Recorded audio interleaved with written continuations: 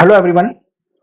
आज के इस वीडियो में हम लोग डिस्कस करेंगे कि किस तरह से स्टेप बाय स्टेप जो है आप अपने थीसिस और डिसर्टेशंस को लिख सकते हैं। उसके बारे में हम लोग कंप्लीट डिस्कशन करेंगे और इसके अलावा जो आपका जो थीसिस होता है उसका जो कंप्लीट स्ट्रक्चर और उसका लेआउट होता है स्टार्टिंग से लेकर एंड तक उसको हम लोग डिस्कस करेंगे। तो student, this is BS academy. मेरा नाम संदीप है और आज के इस वीडियो को प्रेजेंट करने से पहले मैं आपसे ये अभी तक अगर आपने इस चैनल को सब्सक्राइब नहीं किया है तो please subscribe this channel and don't forget to like this video. And जितना भी आप अधिक से अधिक जितना शेयर करेंगे उतना हमें भी मोटिवेशन मिलेगा कि हम आपके लिए और भी अच्छे अच्छे वीडियो जो है प्रेजेंट कर सकें। तो चलिए आज के इस वीडियो की तरफ हम लोग चलते हैं, जिसमें सबसे पहले हम लोग ये डिस्कस करेंगे कि जो हम लोग ये जो थीसिस राइटिंग है, पीएचडी थीसिस या फिर डेजर्टेशन है, तो देखिए थीसिस और डेजर्टेशन दोनों का आपस में बहुत अंतर है। इन दोनों में काफी गहरा अंतर है जिसको मैं आगे के वीडियो में मैं आपको बताऊंगा। अभी हम लोग जो है अपना मेन फोकस जो है थीसिस और डेजर्टेशन के जो सिंपल जो उसका लेआउट है, एलिमेंट्स हैं जो कि दोनों के लिए इंपॉर्टेंट होता है, उसको डिस्कस करेंगे।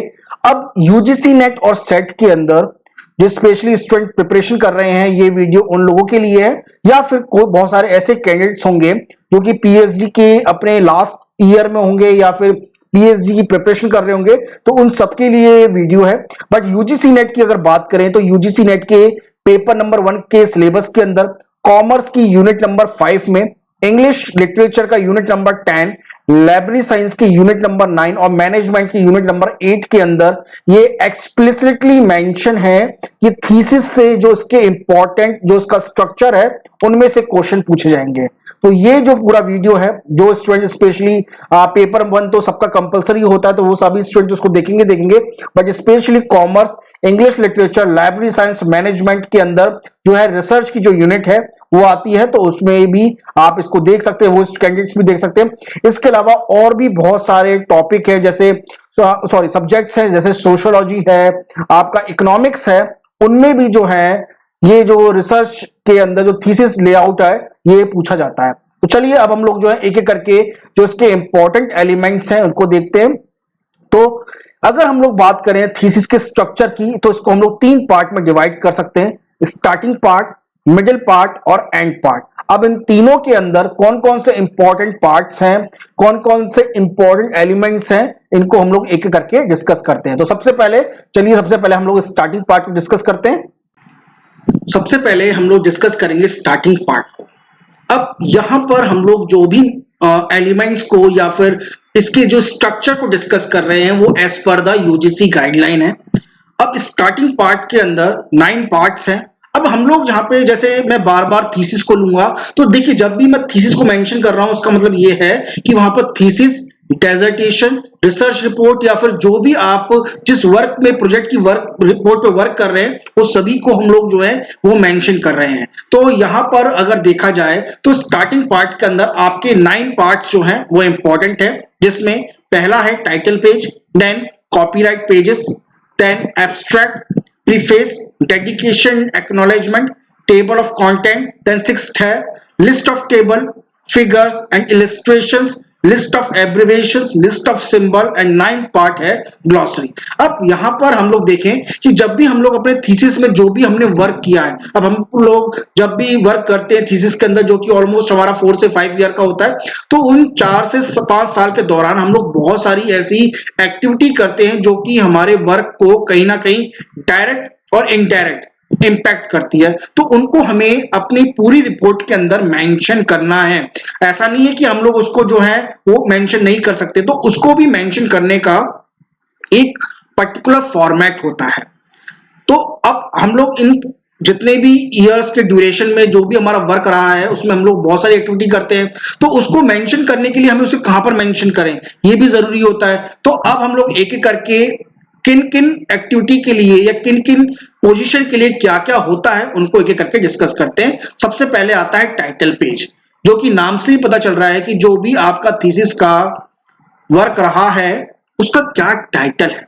अब टाइटल के अंदर टाइटल पेज के अंदर टाइटल तो आएगा ही आएगा, साथ में ऑथर या ऑथर्स कौन कौन से हैं और किस इंस्टीट्यूशन से वो ऑथर या रिसर्चर बिलोंग करते हैं।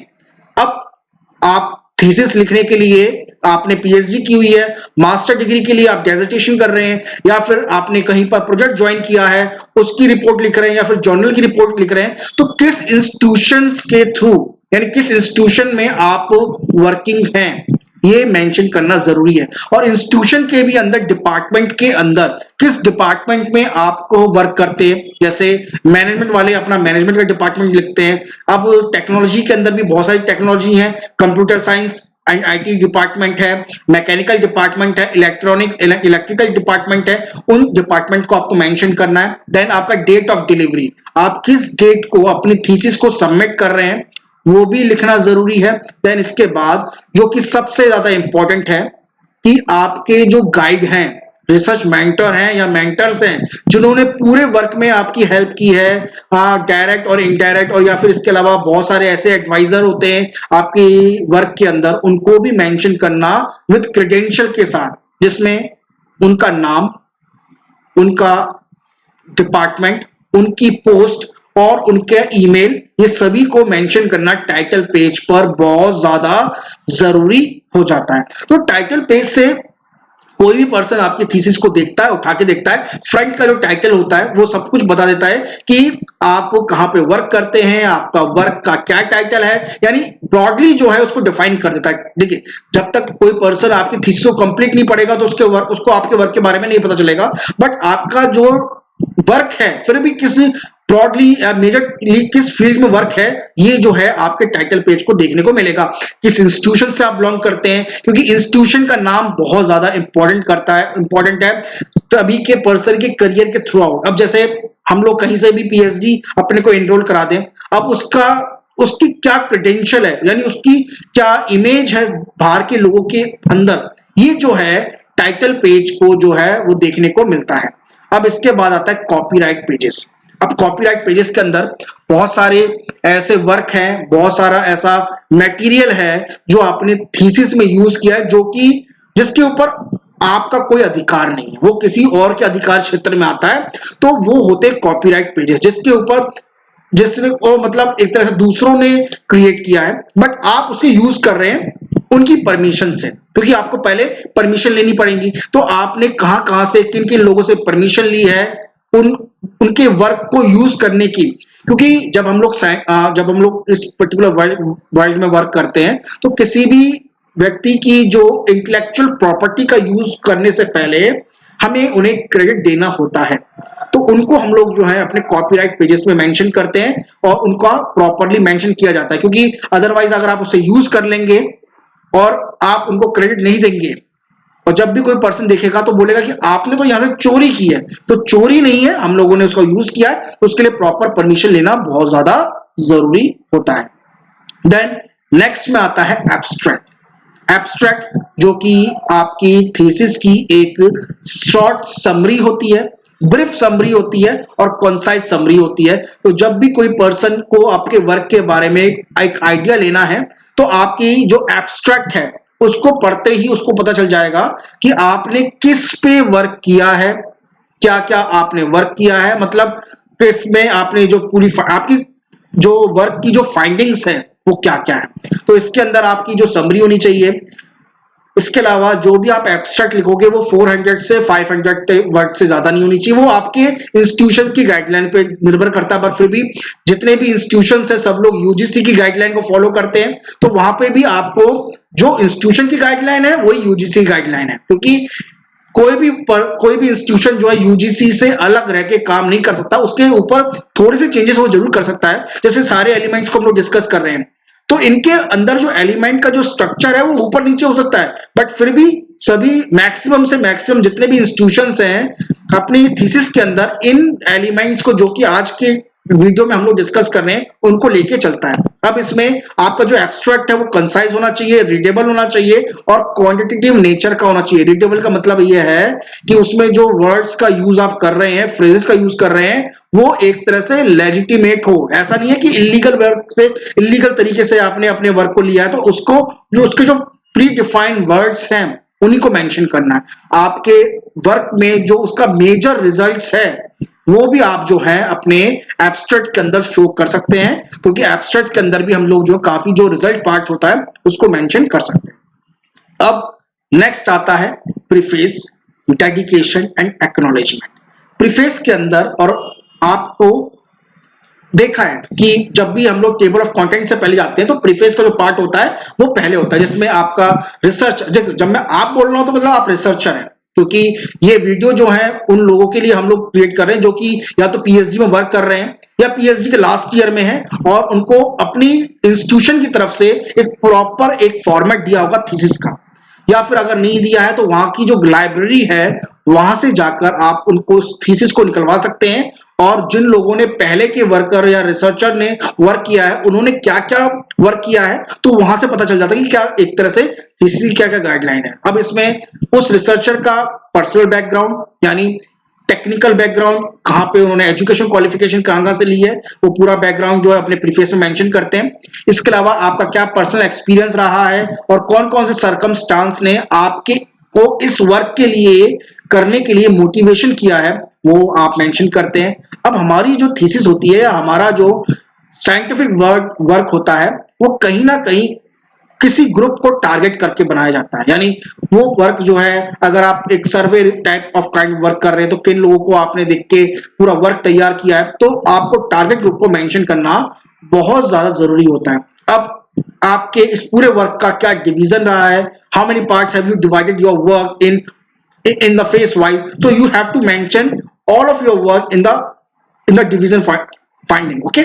इसके अलावा आपके वर्क में किन किन लोगों ने आपको सपोर्ट किया है, हेल्प की है throughout your work, so you have to mention in the acknowledgement part. अब एक्नॉलेजमेंट पार्ट में या डेडिकेशन पार्ट में हम लोग क्या मेंशन करते हैं, अब बहुत सारे, जैसा कि मैंने बताया आपको कि आपके गाइड, आपके मेंटोर, आपके एडवाइजर या जिन लोगों ने भी आपकी रिसर्चर की हेल्प की है टेक्निकली, इंटेलेक्चुअली और फाइनेंशियली, उन सबको क्रेडिट देना बहुत ज्यादा जरूरी होता है।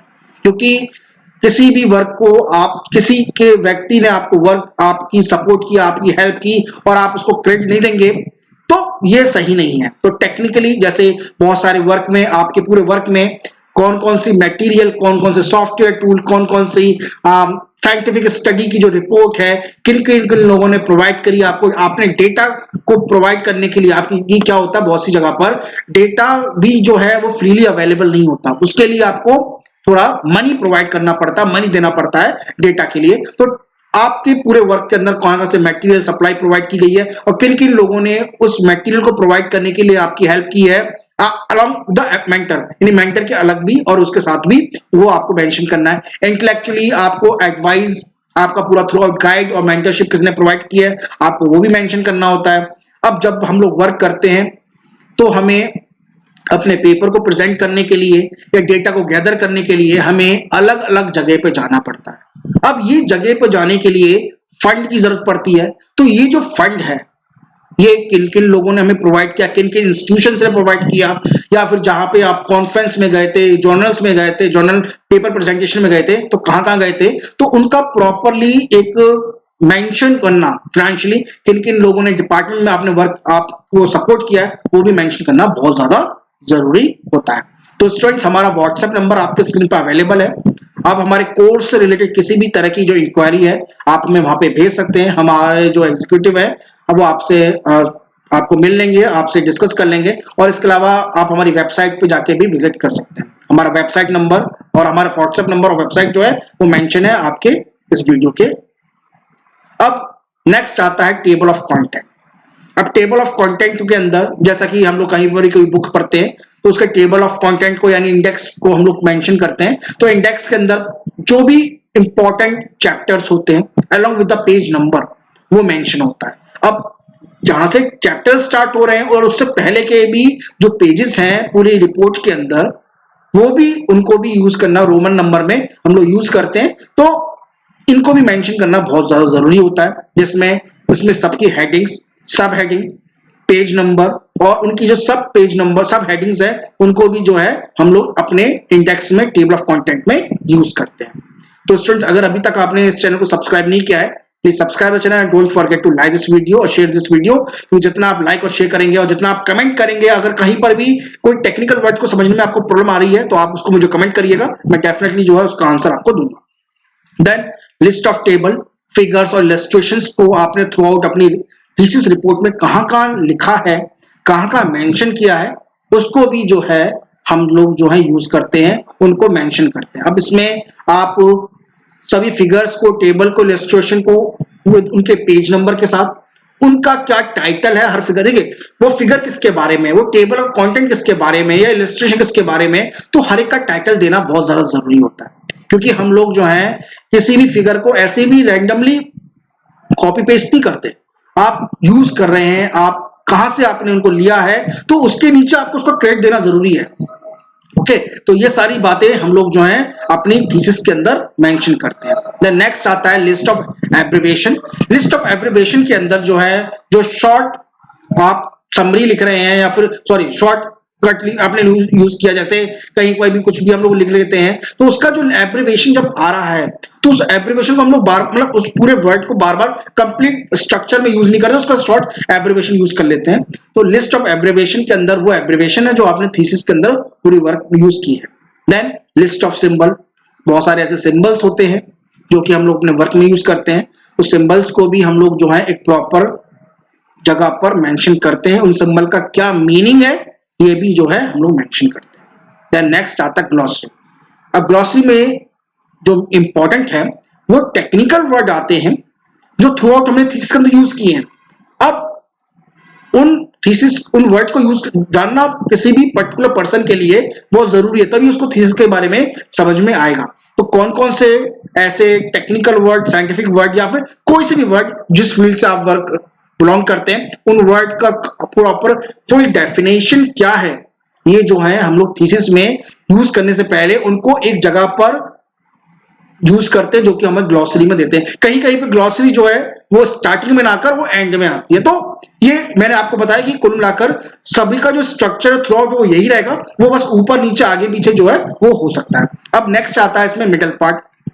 तो मिडिल पार्ट के अंदर जो आपके इंपॉर्टेंट चैप्टर हैं उनके बारे में हम लोग डिस्कस करेंगे, पर उससे पहले मैं आपको बता देता हूं कि भाई अगर अभी तक आपने इस वीडियो में आपने जो इंपॉर्टेंट टर्म्स आपकी आई हैं और जो टर्म्स आपको समझ में नहीं आ रही हैं, आप मुझे बताइएगा, हम जो है आपको उन टर्म्स के बारे में और भी डिटेल में जो इंपॉर्टेंट वीडियो है वो भी बताएंगे। और मैंने आपको बताया कि थीसिस और डेजर्टेशन में आपस में अंतर होता है। अब वो अंतर क्या होता है उसको भी हम लोग जो आगे के वीडियो में देखेंगे, और क्या थीसिस किस लिए होती है, डेजर्टेशन किस लिए होता है, जर्नल रिपोर्ट किस लिए होती है, या रिसर्च रिपोर्ट या फिर प्रोजेक्ट रिपोर्ट क्या वर्क होता है, इनको भी हम आगे के वीडियो में देखेंगे। तो स्टूडेंट्स नेक्स्ट हमारा आता है मिडिल पार्ट, उसको भी एक बार हम लोग देखते हैं। नेक्स्ट आता है मिडिल पार्ट।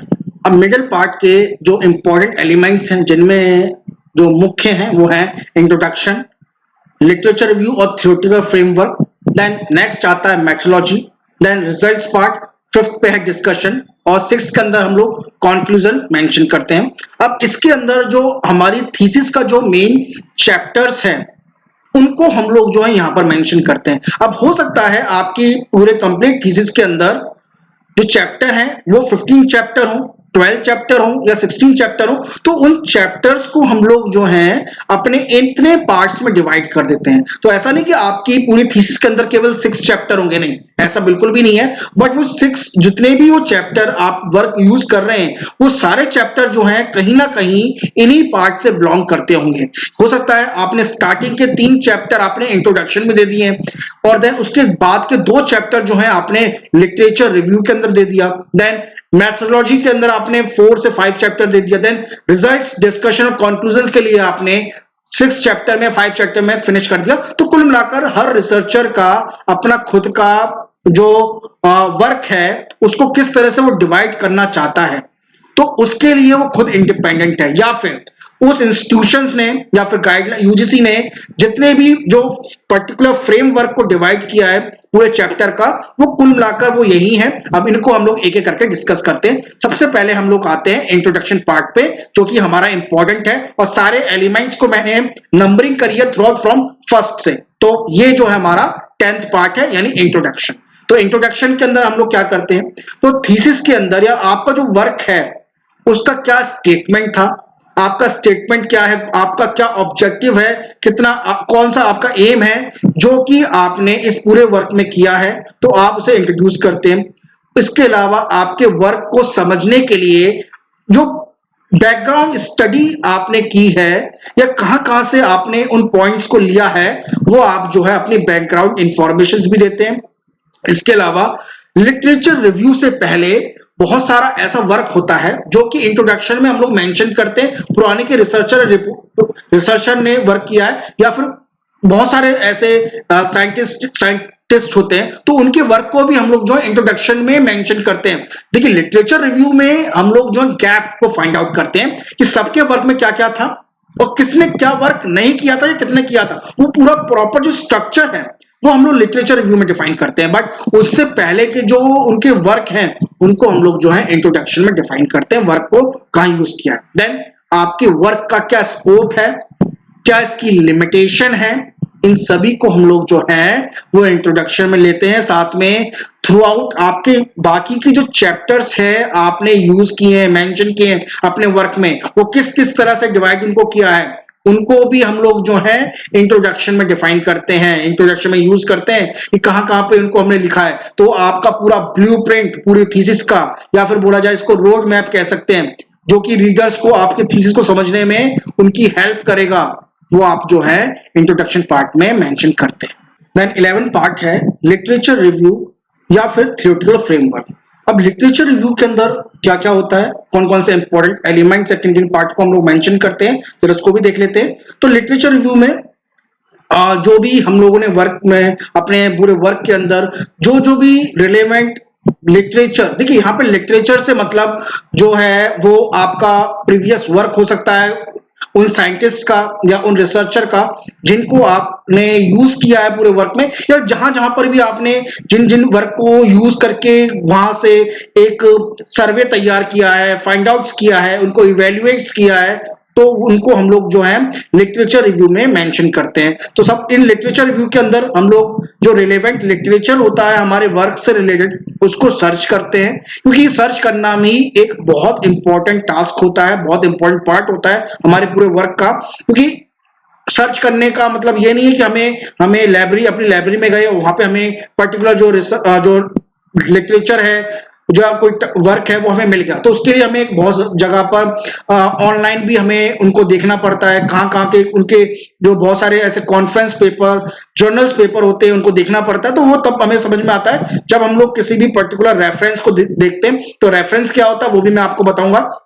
देन बहुत सारे ऐसे लिटरेचर को जब हमने सर्च किया तो उनका एक सर्वे तैयार करते हैं हम लोग कि कौन से वर्क से रिलेटेड कौन सा लिटरेचर है। तो जब भी कोई रिसर्चर हमारे वर्क को देखेगा आगे, तो उसको समझ में आ जाएगा कि यहां से इन्होंने, इस रिसर्चर ने अपनी फाइंडिंग्स को लिया है, गैप को फाइंड किया है। अब हम लोग जो रिसोर्सेज यूज करते हैं तो उनके जो सोर्सेज होते हैं, यानी कहां पर उनको मेंशन किया गया है, उनको भी हमें लिखना होता है। तो हमें उनकी जो सोर्स है उनको भी इवेल्युएट करना है। इसके अलावा जो भी उनकी इंफॉर्मेशन उस वर्क में दी है उसको प्रॉपर सिंथेसाइज करके प्रॉपर अपने वर्ड्स में हमें यूज करना है, क्योंकि हम लोग वहां से डायरेक्ट कॉपी पेस्ट नहीं कर सकते हैं। तो उनको अपने वर्क के अकॉर्डिंग मोल्ड करके, मॉडिफाई करके, यूज करते हुए अपने वर्क में यूज करना है। देन कौन कौन से जो उस पूरे वर्क के अंदर हम लोगों ने सर्च, सर्वे, इवैल्यूएट, सिंथेसाइज करने के बाद क्या इनके आपस में डिबेट्स हैं, क्या उनकी फाइंडिंग्स के बीच में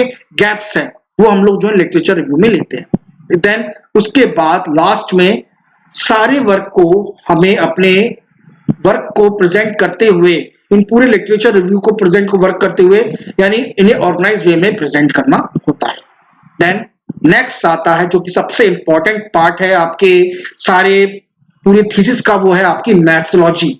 अब मैथोलॉजी में क्या क्या होता है, उसमें आपके पूरे वर्क का आपने जो मटेरियल यूज किया है, प्रोसीजर आपने का फॉलो किया, कौन कौन सी इंपॉर्टेंट थ्योरी जो आप अपने वर्क में यूज कर रहे हैं, उसका प्रॉपर डिस्क्रिप्शन आप अपने वर्क को यहाँ पे मैथोलॉजी में देते हैं। देन कौन कौन सी कैलकुलेशन टेक्निक यूज की है, प्रोसेसर यूज किया है और इक्विपमेंट्स यूज किए हैं, वो भले इक्विपमेंट सॉफ्टवेयर टूल्स के हो सकते हैं, आपके सर्वे हो सकते हैं। तो उन इक्विपमेंट्स या टूल्स में आप कौन कौन सी फाइंडिंग्स को देखेंगे, उनका प्रॉपर ब्लूप्रिंट आप यहाँ पे लिखते हैं। देन आपकी मेथोलॉजी की क्या लिमिटेशंस हैं, आपके पूरे हाइपोथेसिस, जो अजम्पशंस हैं, या फिर आपके जो रिजल्ट्स की जो वैलिडिटी है, उसकी जो रेंज है, वो मैथोलॉजी में हम लोग मेंशन करते हैं। देन इसके अलावा जो भी साइंटिफिक मेथड्स, एनालिटिकल मेथड्स को जो हम लोग यूज कर रहे हैं उनका प्रॉपर डिस्क्रिप्शन जो है हम लोग मैथोलॉजी पार्ट में डिस्कस करते हैं। देन इसके अलावा जो भी स्टैटिस्टिकल सॉफ्टवेयर को हम लोगों ने यूज किया है उसके क्या फाइंडिंग्स है, क्या उसके कौन से स्केल है, कौन सा उसका पैरामीटर्स हैं, उनको भी हम लोग जो है अपने मैथोलॉजी पार्ट में मेंशन करते हैं। देन नेक्स्ट इसमें आता है आपका रिजल्ट। देखिए इससे पहले जो डेटा पार्ट है, तो डेटा पार्ट को भी हम लोग जो है मैथोलॉजी में देखिए डेटा गैदरिंग, देन उसके बाद डेटा का एनालिसिस, वो पूरा का पूरा जो है हम लोगों ने मैथोलॉजी पार्ट में उसको लिखते हैं। उसके अलग से मतलब चैप्टर को भले आप अलग बना सकते हैं बट उसको अलग से उसके एलिमेंट्स को अलग से लिखने की जरूरत नहीं है। देन नेक्स्ट आता है इसमें रिजल्ट्स पार्ट। अब रिजल्ट्स पार्ट्स में आपकी जितने भी हाइपोथेसिस टेस्ट करने के बाद जो भी रिजल्ट्स आए हैं उनको हम लोग जो है रिजल्ट्स पार्ट्स में लेते हैं, जिसमें आपके स्टेटमेंट ऑब्जर्वेशंस हो सकते हैं, इसमें स्टैटिस्टिक्स हो सकती हैं, आपके टेबल्स हो सकते हैं, ग्राफ्स हो सकते हैं, और इसके अलावा जो भी आपके रिजल्ट्स के जो वेरिएशंस हैं, कौन कौन से जो हाइपोथेसिस टेस्ट करने के बाद क्या क्या रिजल्ट्स आपके आए हैं उनको मेंशन करते हैं। देन आपके अगर कोई भी नेगेटिव रिजल्ट्स आया है या कोई पॉजिटिव रिजल्ट्स भी आया है उनको भी हम लोग जो है अपने इस पार्ट में डिस्कस करते हैं। देन जितने भी पार्ट्स का, जितने भी रेंज का जो भी इन्फ्लुएंसेस हमें देखने को मिला है, इन्फ्लुएंसेस का मतलब है उसका क्या मीनिंग बनता है, उसकी कंप्लीट डिटेल, उसको भी यूज करते हैं, उसको भी मेंशन करते हैं। और आपके जितने भी रिजल्ट्स को हम लोग जो ब्रेक करते करते उसकी क्या फाइंडिंग्स हैं, उसका क्या मीनिंग है, उसको भी जो है उन रिजल्ट्स का जो उसका जो लॉजिकल स्टेटमेंट्स है, लॉजिकल सेगमेंट्स हैं, उनको भी जो है हम लोग रिजल्ट्स पार्ट्स में मेंशन करते हैं। तो स्टूडेंट्स हमारा व्हाट्सएप नंबर आपके स्क्रीन पर अवेलेबल है। हमारे कोर्स से रिलेटेड किसी भी इंक्वायरी के लिए आप हमारे व्हाट्सएप पे कांटेक्ट कर सकते हैं और या फिर हमारी वेबसाइट पे जाके डायरेक्ट विजिट कर सकते हैं। और अगर अभी तक आपने इस चैनल को सब्सक्राइब नहीं किया है please subscribe the channel and don't forget to like this video and share this video. Then next आता है आपका डिस्कशन। जो भी रिजल्ट्स की आपकी फाइंडिंग्स हैं उनको आप प्रॉपरली अपने लॉजिकल स्टेटमेंट्स के अंदर डिस्कस करते हैं डिस्कशन पार्ट के अंदर, जिसमें आपके पूरे कंप्लीट देखिए रिजल्ट्स में हम लोग केवल उनके बारे में जो स्टेटमेंट्स देते हैं वो ब्रीफ स्टेटमेंट होता है, बट उस पूरे ब्रीफ स्टेटमेंट्स का जो प्रॉपर इंटरप्रिटेशन है वो जो है हम लोग अपने डिस्कशन पार्ट में लेते हैं। तो काफी कभी बहुत बार स्टूडेंट्स कहते हैं कि रिजल्ट्स में जब हम लोगों ने ये बातों को इन स्टेटमेंट्स को रिजल्ट्स पार्ट में मेंशन कर दिया तो हम लोग क्यों डिस्कस कर रहे हैं? हम इसलिए डिस्कस कर रहे हैं कि उसके कौन कौन से कॉज एंड इफेक्ट्स हो सकते हैं फ्यूचर के अंदर। बाकी की जो रिसर्च वर्क करेंगे तो कंप्लीट जो रिजल्ट्स का जो इंटरप्रिटेशन है वो हम लोग डिस्कशन पार्ट में देते हैं। तो आपका मेजर पैटर्न्स क्या है, आपके पूरे ऑब्जर्वेशंस का क्या रिलेशनशिप है, क्या ट्रेंड्स है, क्या जनरलाइजेशन आपके रिजल्ट्स का, उनको भी प्रॉपर्ली मेंशन करते हैं। आपने कौन कौन से इंपॉर्टेंट पैटर्न या जनरलाइजेशंस आप अपने रिजल्ट्स को लिख सकते हैं उनको भी लिखते हैं। देन कॉज एंड इफेक्ट्स का जो मैकेनिज्म्स है पूरा डिस्कस करते हैं। देन अगर कोई रिजल्ट्स आपके पार्ट्स में अलग आ रहे हैं प्रीवियस वर्क से तो किन बातों को आप एग्री करते हैं, किन बातों से आप डिसएग्री करते हैं पुराने वर्क से, इसको भी मेंशन करते हैं। देन आपका जो प्रॉपर वर्क का जो बैकग्राउंड रहा है, अब हो सकता है किसी की जब पहले किसी ने वर्क किया था तो उसकी जो एक्यूरेसी थी वो 70 या 80% थी। आपने अगर एक्यूरेसी में थोड़ा इंप्रूवमेंट लिया है तो कितना एक्यूरेसी में इंप्रूवमेंट लिया है, तो सारे रिजल्ट का जो इंटरप्रिटेशन है और उसका जो सिग्निफिकेंस है प्रेजेंट वर्क को लेते हुए वो सारा पार्ट जो है हम लोग डिस्कशन में रखते हैं। तो डिस्कशन जो है मैंने आपको पहले बता दिया कि सारा पार्ट जो है हम लोग जो चैप्टर्स है एक एक करके इनमें मेंशन करते हैं। तो डिस्कशन के अंदर भी अब आपने अगर डेटा गलत लिया है और अगर कहीं पर भी बहुत सारे जो स्टूडेंट्स होते हैं यहां पर डिस्कशन में रिजल्ट कुछ और आया, उनकी फाइंडिंग कुछ और थी बट मेंशन कुछ और करते हैं, तो यहां पर बहुत सारा आपका जो रिसर्च एथिक्स का जो रोल आता है वो डिस्कशन में आता है। तो रिसर्च एथिक्स को आपको समझते हुए अपने डिस्कशन में जो फाइंडिंग्स आपकी आई है आपको केवल उन्हीं को मेंशन करना है। And please don't use the आपके जो वर्क है उसको आप इलीगल वे में आप प्लीज उसको डिस्कस यहाँ ना करें और उसके रिजल्ट पार्ट को भी प्रॉपर्ली जो डिस्कस आपने फाइंडिंग्स रही है उनको आप यूज करें। देन नेक्स्ट आता है कंक्लूजन, जो कि सबसे इंपॉर्टेंट है आपका कि जो भी फाइंडिंग्स हैं आपकी अब आप उसे क्या देना चाहते हैं, क्या बताना चाहते हो। कंक्लूजन्स के अंदर हमारा फ्यूचर वर्क भी आता है तो उसको हम लोग कंक्लूजन्स के अंदर ही लिख लेते हैं। तो इसमें आपके जो पूरे आपके जो ऑब्जेक्टिव थे क्या वो अचीव हो पाए, क्या आपका एम था वो अचीव हो पाया, तो आपके स्ट्रॉन्ग स्टेटमेंट और जो आपकी स्टडी का जो जितने भी इंपॉर्टेंट स्टेटमेंट्स हैं हम लोग यहाँ पे मेंशन करते हैं। आप अपने कंक्लूजन्स को, फ्यूचर वर्क को डिस्क्राइब करते हैं, और जितनी भी आपकी जो ऑब्जर्वेशंस या आपकी जो नई फाइंडिंग्स आई हैं या जो भी न्यू इंटरप्रिटेशंस हैं उनको समराइज करके हम अपने कंक्लूजन पार्ट में लिखते हैं, और जो भी आपका जो रिजल्ट पार्ट आया है उसको भी हम लोग जो है इन पे यहाँ पे डिस्कस करते हैं। तो ये हमारी आती कंक्लूजन। तो यहाँ पर आपका जो है मिडिल पार्ट जो है वो यहाँ पे फिनिश होता है। अब हम लोग जो अपने एंड पार्ट को डिस्कस करते हैं, और एंड पार्ट को आने से पहले मैं आपको बता दूं जो भी हम लोग अभी ये जो गाइडलाइन डिस्कस कर रहे हैं वो एज पर द यूजीसी की जो गाइडलाइन है उसको डिस्कस कर रहे हैं, और इसके जो इंपॉर्टेंट एलिमेंट्स है और ये एलिमेंट्स का जो स्ट्रक्चर है वो ऊपर नीचे हो सकता है, बट मोर एंड लेस जो आपका जो वर्क रहेगा 99% जो है वो इसी तरह से सी स्ट्रक्चर में फ्लो करेगा। तो नेक्स्ट जो है आपका जो एंड पार्ट है, चलिए उसको डिस्कस करते हैं। देन नेक्स्ट पार्ट है हमारा एंड पार्ट। एंड पार्ट के अंदर अपेंडिसेस, एंड नोट्स और रेफरेंसेस को खासतौर से हमारी थीसिस में मेंशन किया जाता है। अब इसका क्या मीनिंग होता है अपेंडिसेस का, एंड नोट्स का, रेफरेंसेस का, इनको हम लोग डिस्कस करेंगे। और इन पर्टिकुलर इन टॉपिक्स के ऊपर काफी क्वेश्चंस आपके एग्जाम में आते हैं, तो आई होप आपको मैंने वहां पे इन सारे जो क्वेश्चंस हैं, मतलब एक तरह से क्वेश्चन का जो पूरा पार्ट है कहाँ कहाँ आता है, तो आप अगर इसे कोई क्वेश्चन आएगा तो आप उसको आसानी से कर पाएंगे। तो एक एक करके हम लोग डिस्कस करते हैं। अब इसको डिस्कस करने से पहले मैं आपको बताता हूँ हमारा व्हाट्सएप नंबर आपके स्क्रीन पर अवेलेबल है। इसके अलावा आपको कहीं पर भी कोई पर्टिकुलर टॉपिक समझ में नहीं आ रहा है तो आप हमें मेंशन कर सकते हैं वहां पर, और इसके अलावा उसे यूट्यूब पे कमेंट भी कर सकते हैं। और देखिए जितनी भी फाइंडिंग्स को हम लोग यहाँ पे डिस्कस कर रहे हैं उनमें जो उसके जो मेजर जो मल्टीपल चॉइस क्वेश्चंस हैं उनको भी हम लोग जो आगे के लेक्चर्स में आपके सामने डिस्कस करेंगे। इसके अलावा किसी पर्टिकुलर पार्ट पर आपको वीडियो क्रिएट कराना है तो उसको लिए भी आप हमें कमेंट करिएगा, मैं डेफिनेटली जो है हम लोग उस पर आगे वीडियो बनाएंगे। और अगर अभी तक आपने इस वीडियो को लाइक नहीं किया तो please like this video also.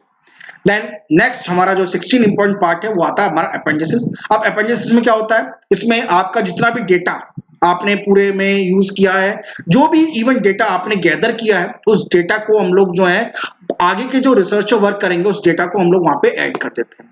इसके अलावा जितना भी रेफरेंस मटेरियल आपने यूज किया है डेटा के फॉर्म में या फिर किसी भी पर्टिकुलर सॉफ्टवेयर के फॉर्म में वो भी हम लोग यूज करते हैं। बहुत सी जगह पर जो टेबल्स, जो डेटा का जो टेबल्स होता है उनको हम लोग टेबल फॉर्म में डिस्कस करते हैं। तो टेबल्स, सारी कैलकुलेशन, सारे फॉर्मूला, सारे मैथमेटिकल रिप्रेजेंटेशंस जो है हम लोग जो है अपेंडिसेस में यूज करते हैं। इवन जितने भी इक्विपमेंट्स आपने यूज किया है उनको इक्विपमेंट्स को यूज करने का क्या क्या प्रोसीजर है उनकी जो कंप्लीट डिटेल है हम लोग जो है अपने अपेंडिक्स में यूज करते हैं। और खास तौर से अपेंडिक्स को हम लोग जो है अपने मेन चैप्टर के एंड में ही उसको लगाते हैं। हाँ, अपेंडिक्स हो सकता है कभी कभी आपके रेफरेंसेस के बाद आ जाए, तो ये इसका जो मैंने बताया स्ट्रक्चर में चेंज आ सकते हैं, पर थ्रू आउट जो स्ट्रक्चर होगा वो इसी तरह से होगा।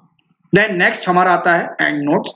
तो एंड नोट्स में क्या होता है, एंड नोट्स में जितने भी सॉफ्टवेयर पैकेज को आपने यूज किया है उनको प्रॉपरली, अब देखिए हम बहुत सारे ऐसे सॉफ्टवेयर पैकेज होते हैं जो कि हम लोग अपने रेफरेंसेस को लिखने के लिए या फिर अपनी पर्टिकुलर बिब्लियोग्राफी को लिखने के लिए यूज करते हैं, तो उसको हम लोग जो अपने एंड नोट्स में मेंशन करते हैं। ओके, देन अब आपका जो लिखने का जो फॉर्मेट हो सकता है रेफरेंसेस का वो अलग अलग हो सकता है, तो वो आप उसको, क्योंकि इसको भी जब हम लोग साइंटिफिक कम्युनिटी में वर्क करते हैं तो इनके हमारे जो बिब्लियोग्राफी और रेफरेंस का जो पर्टिकुलर स्ट्रक्चर है उसको भी ध्यान में देखना जरूरी है, अदरवाइज बहुत दिक्कत उसमें हो सकती है। तो इसको हमें पर्टिकुलर फॉर्मेट में यूज करना है तो उसको हम लोग जो है एंड नोट पे मेंशन करते हैं। और लास्ट हमारा इंपॉर्टेंट आता है रेफरेंसेस।